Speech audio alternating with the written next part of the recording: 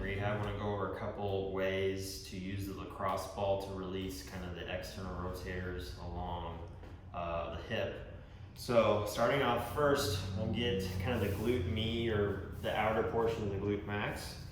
So first off, I like to use the ball and just roll around as like assessment to find where like your really sensitive spots are. Those are the spots we want to focus on. For instance, once I find one, I'm going to stay right there. Now, what I essentially want to do is lengthen and shorten the muscle with the ball there. So for instance, with my forearm, if I pin these muscles down here and I extend my wrist, I'm lengthening them. And if I flex, I'm shortening. So we're kind of almost like flossing or massaging the muscle there. So the way we'll do that with the glute, I'm going to keep my right leg bent, my left leg will straighten out. And keeping that pressure on the ball, I'm going to move my leg to the inside, so internally rotating, and then externally rotating back and forth nice and slow. And you should feel this as kind of dig in there as the muscles are kind of lengthening and shortening. I would stay on the spot no more than a minute.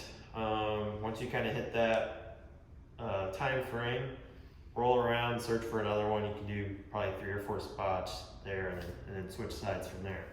The second one I want to go over is going to be the TFL, which is a little harder to find, but once you find it, you'll feel kind of the sensation that you just felt with the glute. So the best way to think of where this is not directly on the side, not directly in the front, but kind of like halfway in between there.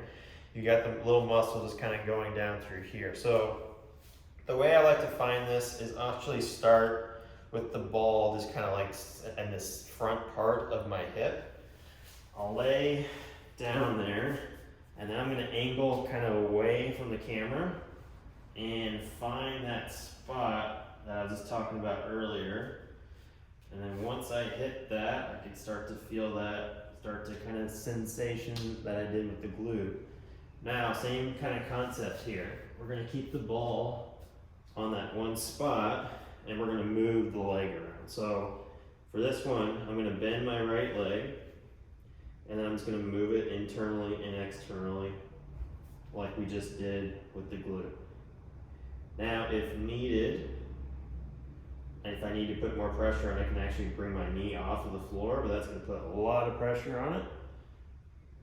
That's only if you're not feeling much through the muscle that we're on.